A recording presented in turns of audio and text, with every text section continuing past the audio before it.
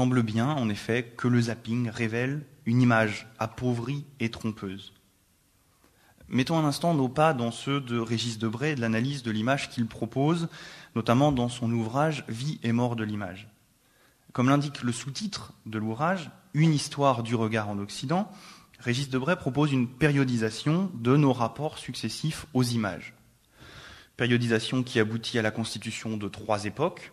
La première époque nous conduit de l'invention de l'écriture à l'invention de l'imprimerie, au milieu du XVe siècle. La deuxième époque débute avec l'imprimerie et s'achève avec l'invention de l'audiovisuel, au milieu du XXe siècle. La troisième époque, enfin, dans laquelle nous sommes toujours, a commencé il y a bientôt 60 ans et se poursuit encore. C'est principalement elle qui nous intéresse. Mais pour bien comprendre la spécificité de notre ère de l'image, il faut la comparer aux précédentes. Le propre de la première ère que Debray nomme logosphère est d'attribuer aux images le pouvoir de rendre les divinités, les êtres transcendants en général, visibles, présents. L'exemple par excellence en est l'idole, qui ne représente pas le Dieu, mais qui est le Dieu. Il y a plus dans cette image que sa simple apparence, et ce, de façon ontologique, c'est-à-dire par ce qu'elle est. Autre exemple possible, l'hostie, qui devient le corps du Christ et qui n'en est pas simplement la représentation. Cette notion de représentation, justement, est au cœur de la deuxième ère de l'image, que Régis Debray nomme cette fois-ci graphosphère. L'image ne vaut plus comme la présence d'autre chose qu'elle, elle marque au contraire une absence et elle essaie de compenser cette absence en représentant ce qui manque. Représenter, c'est autant figurer, être la représentation de, que tenir lieu, être le représentant de celui qui ne peut pas être là. On passe du monde des idoles au monde des icônes. L'icône n'est pas le Dieu, mais elle renvoie au Dieu.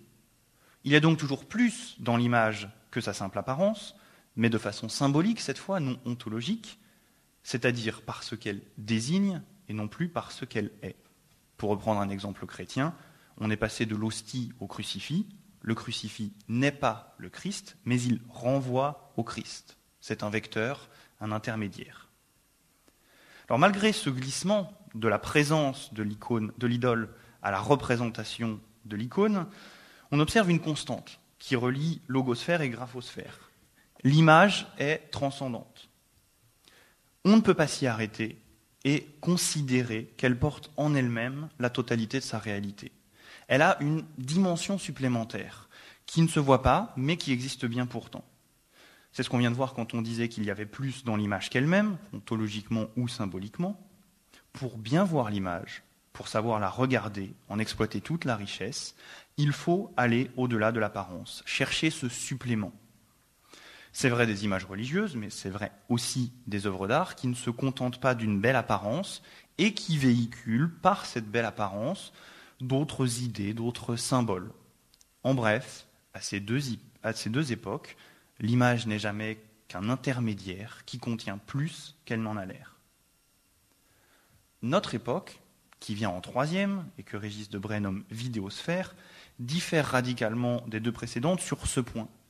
L'image n'y est plus conçue comme une manifestation d'une réalité plus riche, mais comme une pure et simple apparence, au-delà de laquelle il n'y a rien.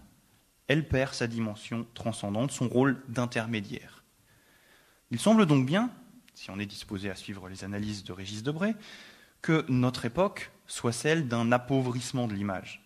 Encore faut-il préciser les contours de cet appauvrissement et les liens qu'il entretient avec notre thème du zapping. Tout d'abord, pourquoi, dans cette chronologie en 3 temps, incriminer la télévision plus que le cinéma ? Les images cinématographiques ne posent-elles pas le même problème que les images télévisées ? La réponse peut se résumer en un mot, la distance. Au cinéma, affirme Régis Debray, la distance entre l'image et la réalité est maintenue. On sait qu'on a affaire à un artifice et on le questionne. Ce n'est pas le cas à la télévision.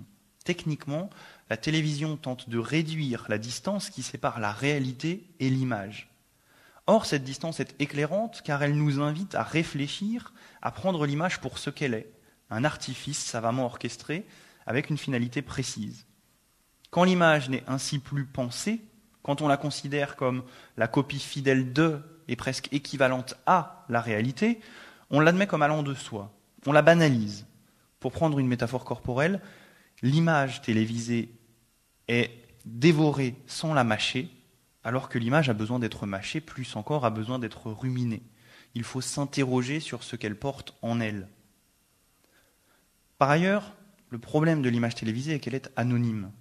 On ne sait plus quel œil se trouve derrière et quel regard porte cet œil. On a l'impression qu'il n'y avait qu'une façon de montrer ce que la télévision nous montre.